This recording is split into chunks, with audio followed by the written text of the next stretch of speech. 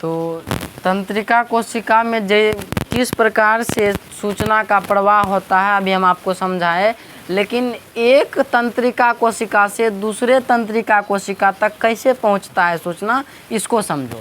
तो सबसे पहले हम तुमको बताएं कि जो सूचना हम लोग वातावरण से ग्रहण करते हैं वो त्वचा पे आता है। त्वचा क्या है? ग्राही अंग है। तो ग्राही अंग से सूचना कहाँ पहुँच जाता है? सबसे पहले यदि तंत्रिका में जाएगा तो कहाँ पहुँचेगा?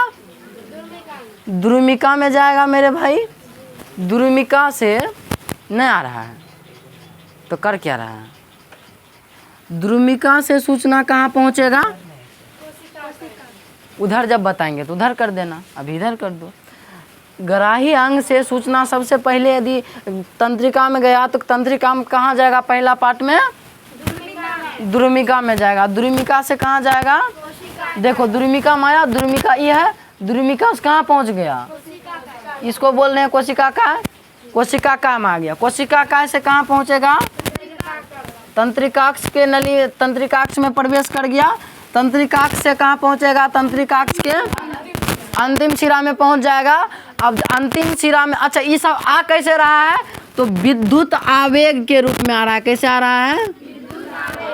विद्युत आवेग के रूप में आ रहा है। किस रूप में आ रहा है? विद्युत आवेग के रूप में। ये सूचना, ये जो सिग्नल आ रहा है, सिग्नल जिसको सूचना बोल रहे हैं हम लोग, इस सूचना या सिग्नल को क्या नाम दे दिया हम लोग? विद्युत आवेग के रूप में आ रहा है। यही विद्युत आवेग आगे बढ़ते जाता है। जब ये खत्म हो जाता है, तंत्रिकाक्ष के अंतिम सिरा तक आ जाता है, तब जाके यहाँ पे रहता है खाली स्थान। क्या रहता है यहाँ पे? दो को तंत्रिका कोशिका के बीच एक खाली स्थान रहता है, जिसका नाम हम लोग दे देते हैं रिक्त स्थान को। हम लोग ही चारों नाम से जानते हैं। कंफ्यूज हो जाता है बच्चा, एक एक नाम टीचर लोग बताता है सिनेप्स, लेकिन चारों इसी का नाम है। चाहे संधि स्थल बोले, चाहे सिनेप्स बोले, चाहे रिक्त स्थान बोले, चाहे अंतर्ग्रंथन बोले, चारों का एक ही मीनिंग है कि दो तंत्रिका कोशिकाओं के बीच के रिक्त स्थान को अंतर्ग्रंथन या सिनेप्स या संधि स्थल बोलते हैं। बात समझ में आया? ठीक, कंफ्यूज नहीं होना। देखो ये पूरा तंत्रिका कोशिका को कंट्रोल करने का काम करता है केंद्रक करता है। हर कोशिका में जितना, चाहे जो भी कोशिका हो, तंत्रिका कोशिका हो या रक्त कोशिका हो या फिर जो भी कोशिका हो, सभी कोशिका में जो कंट्रोल करता है कोशिका को कौन कंट्रोल करता है? केंद्रक करता है। जिस प्रकार से हमारे पूरे शरीर को कंट्रोल करता है हमारा मस्तिष्क, उसी प्रकार से कोशिका के अंदर कोशिका को कौन कंट्रोल करता है? तो केंद्रक करता है। ये है केंद्रक। ठीक, इसको क्या बोलते हैं? केंद्रक। बात समझा? देखो क्या समझा है कि सिंपल भाषा में समझो, जो वातावरण है, इस वातावरण से जैसे मान लो गर्म, कोनो चीज़ गर्म है, गर्म चीज़ को जैसे छुएंगे तो सबसे पहले त्वचा को पता चलेगा। त्वचा क्या है? ग्राही अंग है। ग्राही अंग से सबसे पहले सूचना कहाँ पहुँचेगा? द्रुमिका में। द्रुमिका से कोशिका का, द्रुमिका था, द्रुमिका से कोशिका का, कोशिका का से तंत्रिकाक्ष, तंत्रिकाक्ष से अंतिम शिरा, अंतिम शिरा से सिनेप्स, सिनेप्स से फिर द्रुमिका, द्रुमिका से कोशिका का, कोशिका का से तंत्रिकाक्ष, तंत्रिकाक्ष से अंतिम शिरा। इसी प्रकार से ढेरी लगल है। यहाँ तक अंतिम में कहाँ पहुँच जाएगा? जब सब तंत्रिका कोशिका खत्म हो जाएगा तो मेरु रज्जु। बहुत अच्छा, कहाँ पहुँचेगा ये? मेरु रज्जु के पास पहुँच जाएगा ना। अब मेरु रज्जु से कहाँ पहुँच जाएगा? बहुत अच्छा, मस्तिष्क में पहुंच जाएगा ना। मस्तिष्क, ये सब डिटेल की बात है, लेकिन यहाँ पे सिर्फ इतना समझो कि जो वातावरण से हम सूचना को ग्रहण करते हैं, कहाँ लेते हैं? ग्राही अंग में आता है। ग्राही अंग हो सकता है पांचों, हो सकता है त्वचा, हो सकता है आँख, कान, जीभ, दांत, कुछ भी हो सकता है। तो ग्राही अंग से हम लोग सूचना को लेते हैं द्रुमिका में। द्रुमिका से आता है कोशिका काय में। देखो ये है द्रुमिका है, ये चारों तरफ फैला होता है द्रुमिका। ठीक ना, ये चारों तरफ फैला हुआ है। कहीं पे आएगा ये तुरंत ओकरा ग्रहण कर लेगा। कौन? द्रुमिका।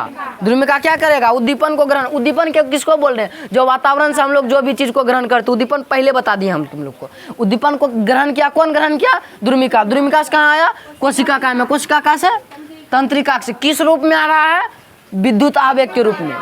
वही सूचना को, वही सिग्नल को, वही मैसेज को हम लोग बोल रहे हैं विद्युत आवेग। जब ये तंत्रिका कोशिका के अंदर प्रवेश कर चुका है तब जा करके, बात समझो। तो विद्युत आवेग के रूप में ही पहुंच गया अंतिम सिरा तक। जब एगो तंत्रिका कोशिका में खत्म हो गया तो कहाँ पहुंच जाएगा, एगो तंत्रिका कोशिका और दूसरी तंत्रिका कोशिका के बीच में थोड़ा सा जगह होता है, उसी जगह को हम लोग नाम देते हैं संधि स्थल या सिनेप्स या फिर अंतर्ग्रंथन। बात समझ में आ रहा है।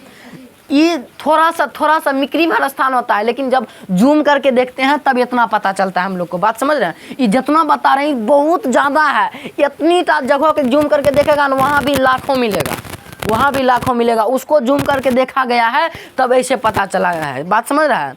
तो थोड़ा सा स्थान होता है, उसी स्थान का नाम दिया गया है। क्या नाम दिया गया है, सिनेप्स या अंतर्ग्रंथन। इस अंतर्ग्रंथन या सिनेप्स से जब विद्युत मतलब कि आवेग जाता है, कहाँ जाता है, दूसरे कोशिका में जाता है। दूसरे कोशिका में कहाँ पहुँचेगा, फिर वहीं आ जाएगा, द्रुमिका में आ जाएगा, फिर द्रुमिका से तंत्रिका कोशिका में, सॉरी तंत्रिका कोशिका कहाँ में आएगा, कोशिका कैसे तंत्रिकाक्ष में आएगा, तंत्रिका से अंतिम सिरा में जाएगा, फिर अंतिम सिरा से कहाँ जाएगा, सिनेप्स में जाएगा, फिर सिनेप्स से दोसर में जाएगा। ऐसे ही चलता रहेगा और एक वक्त आएगा जब पहुँच जाएगा कहाँ पे, सूचना मेरुरज्जु से। मेरुरज्जु से कहाँ पहुँच जाएगा, मस्तिष्क के पास पहुँच जाएगा। ठीक, बात समझा। ठीक, अब देखो हम लोग इस सब बात को थ्योरी में कैसे लिखेंगे। अब बता, तुमसे पूछेगा क्या कि बताओ भैया तंत्रिका कोशिका का सचित्र वर्णन करो, तो चित्र के साथ तो हो गया, लेकिन वर्णन लिखना कैसे है, समझ गया। लेकिन इसी बात को लिखेंगे कैसे, तो पहला पॉइंट में हम लोग लिखते हैं द्रुमिका, उसके बाद एक एक पॉइंट को हम लोग डिटेल में आपको थ्योरी के माध्यम से आप समझते हैं।